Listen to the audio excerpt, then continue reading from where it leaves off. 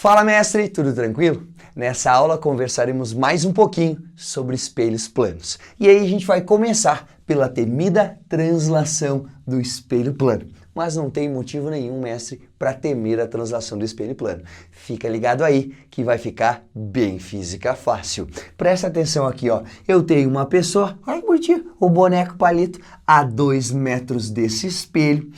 Se o boneco palito está a 2 metros do espelho, a sua imagem também estará lá para trás do espelho a 2 metros. Então, 2 metros do boneco palito até o espelho, do lado virtual do espelho, né? Lembra que isso aqui representa o grudezinho do espelho na direita. A imagem estará a 2 metros do espelho. Agora eu vou transladar, eu vou mover, eu vou mexer do lugar o espelho por 1 metro.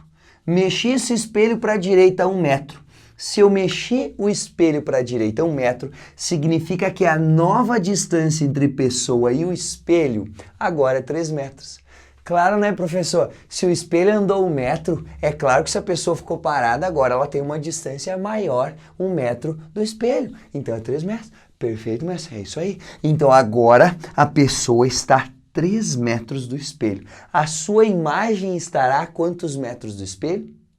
A distância entre o objeto e o espelho é sempre igual, é sempre imitada pela imagem, né? A distância da imagem até o espelho será também de 3 metros. Ou seja, para comparação de onde estava a imagem da pessoa, que é aqui onde eu estou fazendo pontilhadinho, a imagem se transladou 2 metros. Quer dizer que a mesma distância que a gente transladar o espelho sem mexer a pessoa, a sua imagem transladar-se-á o dobro. Então, nesse caso, eu mexi 1 metro espelho para a direita, a imagem mexeu 2 metros para a direita. E agora presta atenção aqui, mestre. Ó. Se por acaso eu translado esse espelho 3 metros, quantos metros vai se mexer a imagem da pessoa?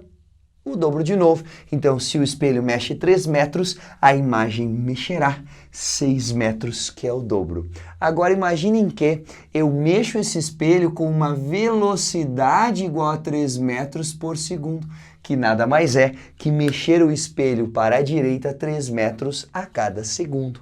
Consequentemente, se o espelho se translada a uma velocidade de 3 metros por segundo para a direita, a imagem vai fazer o dobro, vai se mexer com uma velocidade de 6 metros por segundo também para a direita. Então, o nosso raciocínio de translação para espelho plano vale para distâncias e vale também para velocidades. Quer dizer que se a pessoa ficar parada, a gente mexer o espelho com uma velocidade, a imagem estará se movendo em relação ao chão ou a pessoa que está parada em relação ao chão com uma velocidade de 6 metros por segundo. Viu que tranquilo?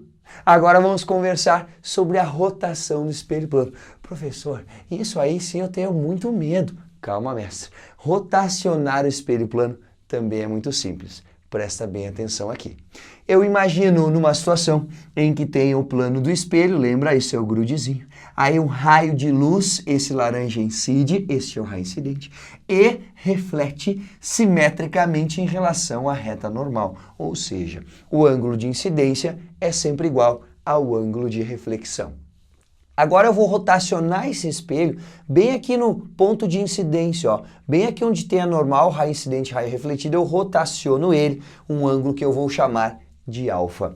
Ao rotacionar o espelho em um ângulo alfa, notem que a normal também rotacionará o mesmo ângulo alfa. Se a normal rotaciona também o mesmo ângulo alfa, quer dizer que se o raio está incidindo vindo da mesma direção, do mesmo objeto, este raio agora formará em relação à normal um ângulo que era o mesmo I de antes, só que a normal também rotacionou os alfa graus, né? Se o espelho virou alfa, a normal foi junto, só que este raio ficou parado.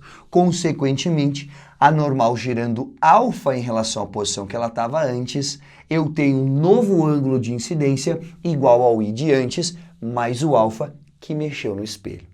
Então, agora, rotacionando o espelho um ângulo alfa, o novo ângulo de incidência é igual a I mais alfa. Só que a gente sabe, pela segunda lei da reflexão, que o ângulo de incidência é sempre igual ao ângulo de reflexão, ou o ângulo de reflexão é sempre igual ao ângulo de incidência. Então a gente sabe que o ângulo de reflexão também será igual a I mais alfa. E agora eu gostaria que tu prestasse muita atenção nisso, mestre. Ó. O ângulo que existia entre o raio incidente e o raio refletido era 2I. Agora o ângulo em função da rotação do espelho plano em alfa entre o raio incidente e o raio refletido é 2I mais 2 alfa. Tá sacando? Pelo fato da normal ter aumentado um ângulo alfa em relação ao raio incidente, eu sei que o ângulo de incidência é I mais alfa agora, então o ângulo de reflexão é I mais alfa também. Logo, o novo ângulo entre o raio incidente e o raio refletido é 2I, que já tinha antes, mais o 2 alfa. Quer dizer que o raio refletido da posição original dele, olha aqui eu fiz uma pontilhada para tu perceber, ó, em relação à nova posição dele após ser refletido no espelho que rotacionou-se alfa graus, o ângulo formado entre o raio refletido antes e agora é 2 alfa. Quer dizer que ao rotacionar o espelho em um ângulo alfa, o ângulo que o raio refletido rotacionará sempre é o dobro. Quer dizer que a imagem dentro de um espelho que gira um determinado ângulo sempre girará o dobro do ângulo que o espelho rotacionou. E aí, mestre, tu podes fazer uma experiência muito simples. Pega 2 espelhinhos, né? Pega um espelho, olha pro espelho, se tu tiver um espelho à mão aí, mestre, pega aquele lá no banheiro penduradinho, aquele pequeno, pode ser, se tu tá assistindo no computador, pegar o teu celular, esse que tá aí do lado, né, que tu esqueceu de pôr no silencioso, ficou te incomodando até agora, pega que ele vai ser útil. Deixa a tela escura, que ela fica mais reflectiva, e aí tu vais olhar para a tela, presta bem atenção, olha para a tela e bota o celular aqui do ladinho do teu rosto, ó, aqui do lado. Olha para a tela e me enxerga através da tela. Tá me vendo, né? Eu tô te vendo ali, tá me vendo na tela também. Então agora através da tela eu gostaria que tu girasse o espelho para cima, o celular, né, mestre? O celular para cima do teu olho, tentando encontrar a tela no espelho que está indo para cima do teu olho, olhando sempre para o espelho. E aí eu te pergunto, se tu gira este espelhinho um ângulo de 90 graus, que é do lado para cima, quantos graus rotacionou a minha imagem, mestre? Hein? Gira aí, tô esperando, ó. Bota o espelhinho aqui do lado, olha pelo espelhinho para a tela. E aí tu vai girar para cima dos teus olhos a tela e vai continuar olhando para mim pela tela que tu tá olhando. Olha para cima ali, ó, no espelhinho. Quantos graus que eu rotacionei o espelho rotacionando 90 graus? Eu não tô de ponta cabeça? Ficar de ponta cabeça é rotacionar 180 graus. Então, por consequência, acabamos de provar essa teoria. Se o espelho rotaciona um determinado ângulo, no exemplo 90 graus, a imagem rotacionará também 180 graus. Então, eu girei o dobro do que o espelho e é sempre isso que acontece. É por isso que quando tem uma porta com dobradiças que tem um espelho, quando tu rotaciona essa porta com dobradiças, ao olhar para dentro do espelho dessa porta com dobradiças, a gente fica até meio zonzo, porque tudo que está atrás do espelho, toda a imagem gira ao mesmo tempo o dobro do que a porta está girando. E agora chegou a hora, mestre, de conversarmos sobre a associação de espelhos planos. Como é que é isso? Nós pegamos 2 espelhos, colocamos uma dobradiça entre os dois e mudamos o ângulo entre esses 2 espelhos para ver quantas imagens são formadas para cada um dos objetos que encontram-se entre esses 2 espelhos. Então, associar espelhos é pegar espelhos, colocar um no cantinho do outro e variar o ângulo existente entre esses espelhos e ver quantas imagens são formadas pela associação de espelhos. E agora, antes de passar a equação para vocês, eu gostaria de ir meio no braço resolvendo algumas questões que aparecem para que a gente se dê conta juntos, mestre, eu e tu, como é que é a tal da equação. Então imagine que eu tenho um espelho E1 associado com o espelho E2 de maneira que o ângulo entre os dois seja de 120 graus. Se este ângulo é 120 graus, eu imagino que a circunferência inteira que eu fiz em pontilhadinho verde aqui foi dividida em 3 fatias, né? Vamos lembrar de uma pizza. Tá com fome agora, mestre? Foi mal. Ó, professor, sacanagem, hein? Tudo bem, mestre, daqui a pouco acaba a aula, tu vai fazer um lanchinho. Mas imagina então que se eu dividir em pedaços a circunferência de 120 graus, cada um deles, a gente tem 3 pedaços. Então imaginem que cada um desses espelhos vai gerar uma imagem deste objeto. Então esquece o E2 um pouquinho e pensa, ó, se eu tenho este objeto em frente do espelho E1, como é que faço o jeito mais fácil de desenhar a imagem? Pega retinho lá para dentro do espelho, a gente viu isso na aula anterior, e pega a mesma distância em relação ao espelho. Portanto, esta é a imagem do objeto gerada pelo espelho E1. E eu já vou observar uma coisa contigo aqui, mestre, ó. Se isso aqui for uma pessoa, ok? E ela está com o braço erguido, qual é o braço que ela está erguido? Pode se colocar na posição dela aqui, ela está com o braço direito erguido. A imagem dela em frente ao espelho tá com qual braço erguido? Esquerdo. Então eu posso dizer que essa imagem em relação ao objeto é enantiomórfica.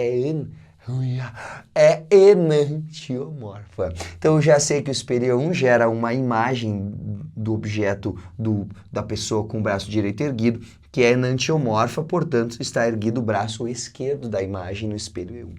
Esquece a imagem do espelho E1 e imagina que este objeto está em frente ao espelho E2, aí de novo, lá para dentro do espelho E2, bem perpendicular ao plano do espelho, faz a uma mesma distância lá para dentro do espelho. Aqui está a imagem gerada pelo espelho E2 em função dessa pessoa em frente ao espelho. Qual é que é o bracinho que está erguido dessa imagem pelo espelho E2? O braço que a imagem está erguendo também é o esquerdo. Então vamos fazer as contas. Quando o ângulo entre os dois espelhos é 120 graus, nós dividimos em 3 fatias a circunferência toda. E o número de imagens, importante, o que se conta é o número de imagens. O objeto não entra na conta do número de imagens. Por quê? Porque ele é um objeto e não é uma imagem. Então são duas imagens, para cada objeto que aparece aqui, sendo que 2 delas, que são um total de imagens, são enantiomorfas, ou seja, se quem está na frente do espelho ergue a mão direita, a imagem ergue a mão esquerda. Então, das 2 imagens, as duas, a totalidade são enantiomorfas, portanto, S de superponíveis, nenhuma das imagens. Vou continuar conversando, evoluindo aqui, diminuindo o ângulo entre os dois espelhos. O próximo ângulo, que é divisor de 360, que é divisor do círculo trigonométrico, é 90 graus. Então eu penso que os espelhos estão associados 90 graus entre eles e este aqui é o objeto, esta é a pessoa. E se eu associo os espelhos 90 graus entre si, quer dizer que a pizza está fatiada em 4 fatias. Então temos 4 fatias aqui e o espelho E1 gera dessa pessoa aqui que está com o braço direito erguido uma imagem lá para dentro do espelho, ó, igual à mesma distância, só que com o braço esquerdo erguido. Já desenhei a imagem que o espelho E1 gera dessa pessoa com o braço direito erguido em frente aos 2 espelhos associados. Agora eu vou desenhar do espelho E2 a imagem dessa pessoa com o braço direito, de novo vai reto lá para dentro do espelho, pega a mesma distância, aqui está o desenho e aí lembra, né? Imagem e objetos, na primeira reflexão, são enantiomorfos. Então eu tenho aqui no espelho E1 uma imagem enantiomorfa, aqui no espelho E2 uma imagem enantiomorfa também e agora vem o pulo do gato. Olha só, imagine que essa imagem pode virar uma imagem do espelho E2. Espera aí, é a primeira imagem do espelho E1 que pode virar uma imagem do espelho E2. Como é que a gente faria? Esquece o espelho E1 um pouquinho. Como é que a gente faria, mestre, para ver qual é que é a imagem desta imagem aqui, que foi gerada pelo espelho E1, ser a imagem do espelho E2, pelo espelho E2 ser refletida? Vamos fazer o que a gente sempre fez, ó. Vai fazer uma linha reta lá para dentro do espelho, professor, mas não está na frente do espelho, não precisa, lembra? Pode ser só perpendicular à direção do espelho. Então, prolonguei a direção do espelho E2, fiz lá para dentro uma mesma distância. Joia. E aí eu vou fazer a imagem, ó. Se esse aqui está com o braço esquerdo erguido, esse aqui qual que vai estar para ficar simétrico? O braço direito. E o mesmo pode ser pensado para essa imagem gerada na primeira reflexão pelo espelho E2. Esta imagem pode ser refletida pelo espelho E1 também. Então, para imaginar onde é que estaria a imagem gerada pelo espelho E1 em função desta imagem que foi gerada pelo espelho E2, eu prolongo a direção do espelho E1 e aí vou lá para dentro do espelho E1 na mesma direção e faço a uma mesma distância. Fechou no mesmo lugar. Inclusive, se aqui eu tenho o braço esquerdo erguido, para ficar simétrico, aqui a gente tem que ter o braço direito erguido. Portanto, quando eu associo dois espelhos com ângulo de 90 graus entre os espelhos, para cada objeto em frente a esse par de espelhos, serão conjugadas 1, 2, 3 imagens. Então, alfa é 90. E o número de fatias em que eu dividi a circunferência foi 4. E o número de imagens é 3, sendo 2 delas enantiomorfas, esta aqui, e uma delas superponível. Antes de revisar o espelho com 120 graus aqui de associação e os espelhos com 90 graus, eu gostaria que tu pensasse o seguinte, mestre, ó. Aqui no espelho E1, se a pessoa olhar para cá, ela vai ver a imagem enantiomorfa, que é o que a gente está acostumado a ver. Se ela olhar para o espelho E2, a mesma coisa. Se a pessoa fitar a sua imagem aqui entre os dois espelhos, ela vai erguer a mão direita e a imagem erguerá também a mão direita. Então fica do outro lado. Dá uma olhadinha da foto ali. Percebeu? Percebeu que a pessoa ergue a mão direita e a imagem em frente a ela está ao contrário, erguendo também a mão direita. Esse é o espelho real. Esse é o espelho que te mostra uma imagem superponível, que é exatamente como os outros te veriam. E dá para fazer a experiência bem simples, mestre. Pega 2 celulares, associa esses 2 celulares a 90 graus entre eles e olha bem para o meio aqui, mestre, dos 2 celulares. Olhando bem para o meio, eu gostaria que tu piscasse um dos olhos e percebesse que é o do outro lado do rosto que está piscando também. Ou, às vezes, né, lá na casa da avó ou na casa da bisa, na parede do banheiro, tem aqueles armários embutidos com espelhos na porta. E aí, tendo 3 portinhas, com certeza uma das dobradiças é compartilhada por 2 desses espelhos. Aí tu vais abrir 2 portinhas, associar 90 graus entre elas e olhar bem lá no meio. Tenta te pentear olhando para o meio desses 90 graus.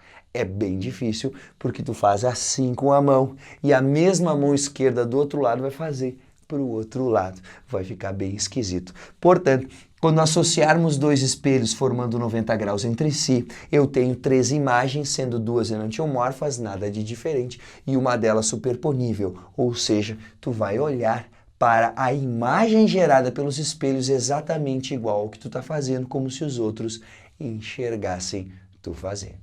Agora presta atenção nisso, mestre. Ó, rapidão aqui vão perceber que quando eu tenho 120 graus de ângulo, divido em 3 fatias, né? Porque é 360 por 120 e o número de imagens é 2, sem contar o objeto. Quando o ângulo é 90 graus, eu divido em 4 fatias, 360 por 90 é 4 e o número de imagens é 3. Vamos de novo. 3 fatias, 2 imagens. 4 fatias, 3 imagens. 3 fatias, 2 imagens. 4 fatias, 3 imagens. Quer dizer que o número de imagens por objeto sempre vai ser uma unidade a menos do que o número de fatias que a gente dividiu o ciclo trigonométrico, dependendo do ângulo de associação entre os espelhos. Portanto, o número de imagens por objeto que cada objeto em frente aos espelhos vai receber dos espelhos, vai gerar nos espelhos, o número de imagens por objeto será igual ao círculo trigonométrico, que seria os 360 graus, o círculo todo, dividido pelo alfa para descobrir em quantas fatias a gente está dividindo aqui a pizza, menos 1 do próprio objeto, mestre. Então tu pode pensar assim, ó, eu vejo o ângulo de associação entre os espelhos é 75, aí faz a conta, 360 sobre 72, perdão, 360 sobre 72. Fazendo essa conta, 360 por 72 dá 5. São 5 fatias, só que em uma delas está o objeto, então quantas são as imagens? 4 imagens. Ô professor, como é que descobre o número das superponíveis e as enantiomorfas, hein? Diz aí pra mim. exceto pelo caso, mestre, em que o ângulo entre os espelhos é 120 graus, exceto esse, em que as duas imagens serão as duas enantiomorfas. Quando tu tiver um ângulo menor do que 120, tu vais fazer a conta e descobrir o número de imagens por objeto. Sabendo o número de imagens por objeto, tu divide por 2. E aí, nesse caso que aconteceu aqui, ó, 3 imagens divide por 2. Não fechou. Não fechou porque fica uma imagem e meia de cada tipo. Isso não pode acontecer. Se não pode acontecer, tu vai dar preferência para as enantiomorfas, que é o mais comum de acontecer. Então, ao invés de ser 1,5 enantiomorfa, vai ser 2. Tu aumenta meio nessa divisão. E o mesmo meio que tu aumentou nas enantiomorfas, tu subtrai nas superponíveis. Então, se o n for um número ímpar, divide por 2 e aumenta meio nas enantiomorfas, diminui meio nas superponíveis. Se eu tiver um n par, sem problema nenhum, exceto neste caso em que o número n é 2, aí tu não divide, são as duas enantiomorfas. Quando o n for um número par, divide por 2, metade vai ser enantiomorfa, metade vai ser superponível. Quando o n der ímpar, tu divide por 2, e aí tu vai ver que vai dar 0,5, será necessário somar meio nas enantiomorfas e subtrair meio nas superponíveis. Então, naquele exemplo que eu estava passando para ti, nesse não, no exemplo em que o ângulo entre os espelhos é 60 graus, vamos fazer a conta de novo. 360 dividido por 60 dá 6, menos 1 dá 5. Quer dizer que o número de imagens é 5, divide por 2 dá 2,5, não pode ser 2,5 enantiomorfas e 2,5 superponíveis. Portanto, vai ser 3 imagens enantiomorfas e 2 imagens superponíveis. Observações importantes sobre esta equação, mestre. Esta equação não funciona sempre, mas ela funciona para 180 graus, ela funciona para 120, ela funciona para 90, ela funciona para 182, ela funciona para 60 graus, ela funciona também para 45. Ela vai funcionar sempre que o alfa for divisor de 360, ou seja, a divisão 360 sobre alfa dá um número inteiro. E isso sempre vai ser verdade. Mais uma observação. Quando o n for par, quando o número de imagens por objeto for par, como é o caso daqui, o objeto deverá estar na bissetriz dos espelhos, ou seja, se o n for par, é necessário, imprescindível para essa equação funcionar, que o objeto encontre-se na bissetriz dos espelhos, que é o caso do que está acontecendo aqui, senão pode ter discrepâncias, né? Pode ter anomalias ali, a gente vai ter mais imagens do que essa equação nos diz. Nesse caso aqui não tem problema porque o n é ímpar, o número de imagens por objeto é ímpar, portanto não tem problema nenhum. O objeto pode não estar na bissetriz dos espelhos e com certeza o número de imagens vai fechar nessa equação. Olha a perguntinha que eu vou fazer para ti, mestre. Quando eu tiver 2 espelhos associados a 0 graus entre eles, então eu tenho 120, 90, vai diminuindo, diminuindo, diminuindo, 2 espelhos associados a 0 graus entre eles. Aí eu te pergunto, qual é o número de imagens formadas? Vamos fazer a conta?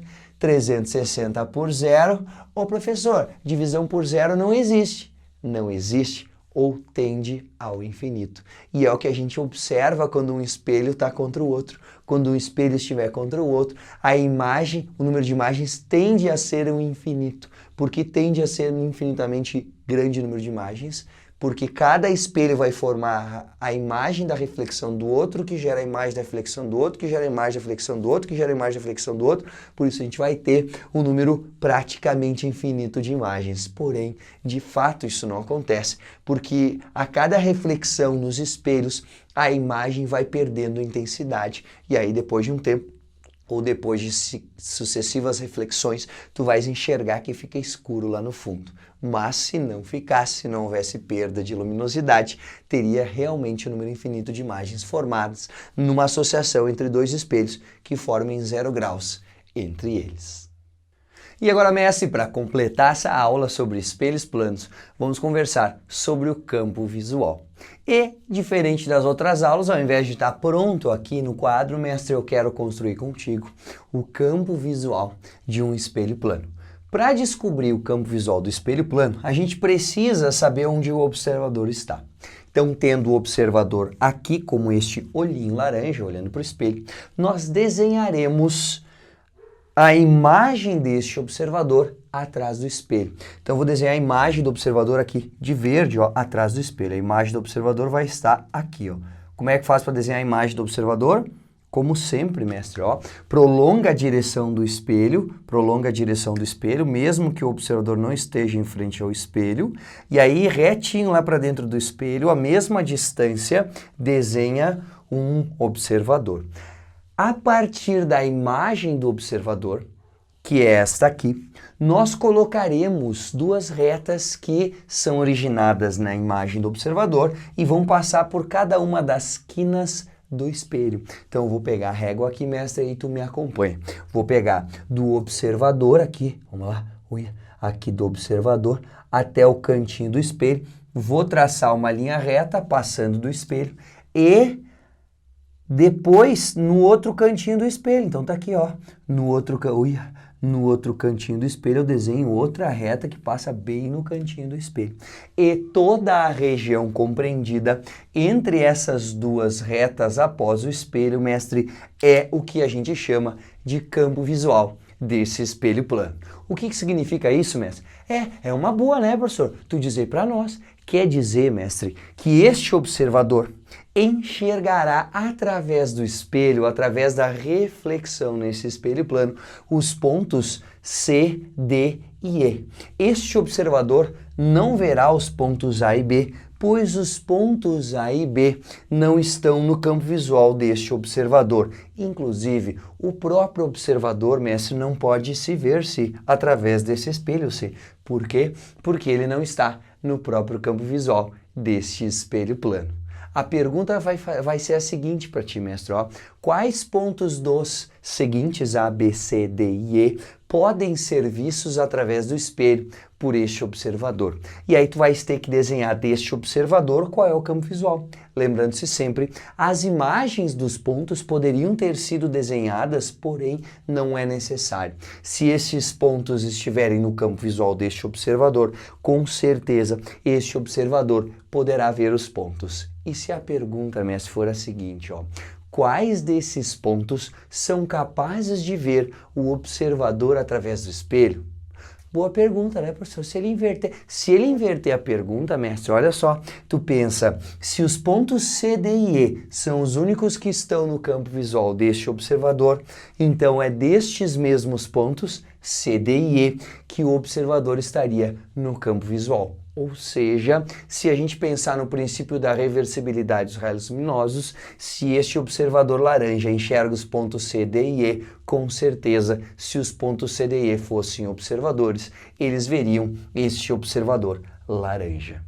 E para a gente não ficar sem ver nada, mestre, para a gente ter certeza de que viu tudo que podia aqui, existe um outro método que é muito parecido para desenhar o campo visual. Este é o mais prático, tá? Revisando, desenha a imagem do observador, para cada canto do espelho desenhamos uma linha reta e além do espelho, depois do espelho, qualquer objeto que esteja nesta área compreendida entre essas duas retas que a gente traçou a partir da imagem do observador no espelho, está no campo visual deste observador.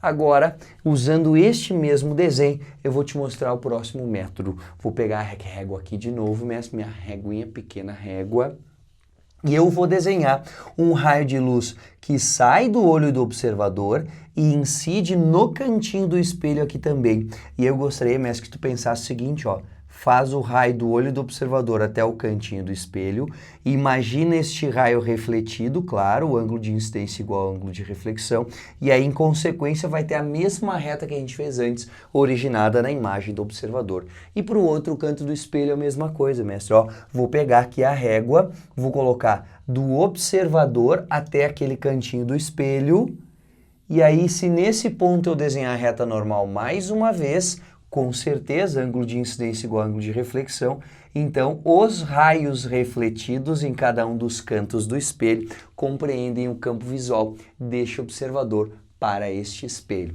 Então, mestre, é muito parecido o método, ó. Inclusive, tu enxerga que ficam as mesmas retas. Essa aqui eu nem precisei desenhar. Porém, é muito importante salientar, né?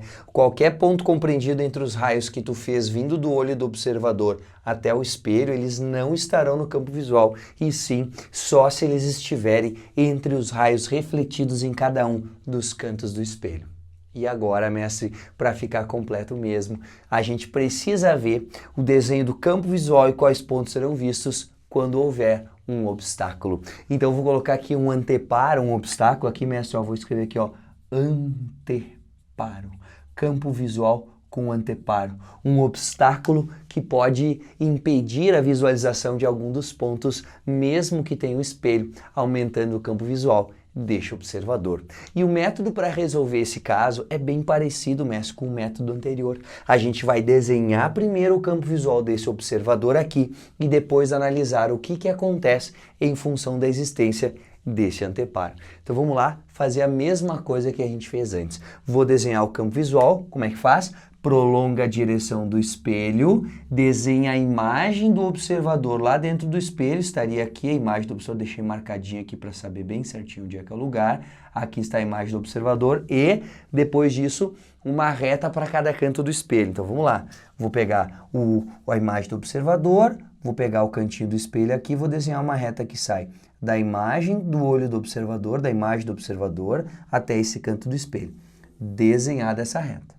Agora eu vou para o outro canto do espelho e faço uma reta originada nesse observador e até o outro canto do espelho. Então está aqui feita a reta até o outro canto do espelho.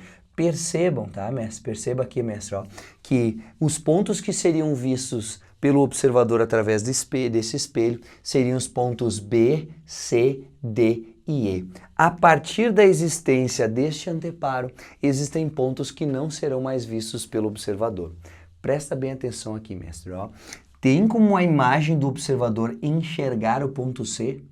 Não tem, mestre, ó, porque um raio deveria sair do ponto C, atravessar este anteparo que não pode, refletir no espelho e incidir no olho do observador. Como não é possível esse raio atravessar o anteparo, necessariamente esse observador não verá o ponto C em função da existência deste anteparo. Uma coisa que tu pode perceber, mestre, que também funciona, é olhar, ver se tem uma linha reta entre o ponto C e a imagem do observador aqui atrás do espelho e se nada interfere a trajetória dessa linha reta. Se interfere a trajetória, como é o caso que acontece aqui por causa da existência do anteparo, este ponto C não será visto pelo observador por causa do anteparo. Agora, o ponto D, sim, o ponto D pode ser visto porque existe a possibilidade dessa linha reta, né, mestre? Ó, inclusive, a gente pode saber que o raio de luz, fiz meio tortão aqui para fazer a mão livre, vai refletir neste ponto aqui de incidência do espelho, vai refletir e vai vir para o olho do observador. Então é possível que ele veja, né? Claro que ele vai ver o ponto D através desse espelho, mesmo que tenha um anteparo. Agora presta atenção no seguinte, ó. Se tu olhar o ponto E, mestre, ó, o ponto E, ele acaba passando na imagem do anteparo, na imagem do anteparo. Então, se um dos pontos passar pela imagem do anteparo, significa que não é possível que esse raio de luz incida no espelho, sofra reflexão, sem passar pelo anteparo e incida no olho do observador, ou seja, o ponto E bailou também, mestre. O ponto E também não será mais visto devido à existência deste anteparo. Então, revisando esse método, mestre, é o seguinte, ó, tu tens que desenhar a imagem do observador, como fez antes. Desenhar um raio para cada canto do espelho para saber qual é o campo visual sem o anteparo. E a partir da existência do anteparo, até não falei, mestre, mas desenha a imagem deste anteparo, é importante desenhar a imagem do anteparo, e aí tu faz uma linha reta entre quaisquer um dos pontos e o olho da imagem do observador, a imagem do olho do observador. Se esta linha atravessar qualquer coisa que seja o anteparo, que seja a imagem do anteparo, já significa que este ponto não será visto pelo observador, em detrimento da existência deste anteparo em frente ao espelho. Nessa aula, mestre, conversamos um pouco mais sobre espelhos planos, falando sobre a translação de espelhos planos, a rotação do espelho plano, lembrando-se que na translação, tudo que o espelho fizer, a imagem faz o dobro, e na rotação a mesma coisa, o ângulo que o ângulo que o espelho rotacionar, a imagem rotacionará o dobro. E após isso conversamos sobre a associação de espelhos, lembrando, né, daquela equaçãozinha que diz que n é igual a 360 sobre alfa menos 1, onde n é o número de imagens por objeto e 1 é aquele que tu subtrai devido à existência do próprio objeto. Lembrar daquela regrinha para achar quantas imagens são enantiomorfas e quantas são superponíveis, exceto o caso em que o ângulo entre os dois espelhos for 120, né? Qualquer outro, acha o n, que é o número de imagens por objeto, divide por 2, e se não for divisível por 2, terminar em 0,5, né? 2,5, 3,5, lembrem sempre que uma a mais é enantiomorfa e uma a menos é superponível.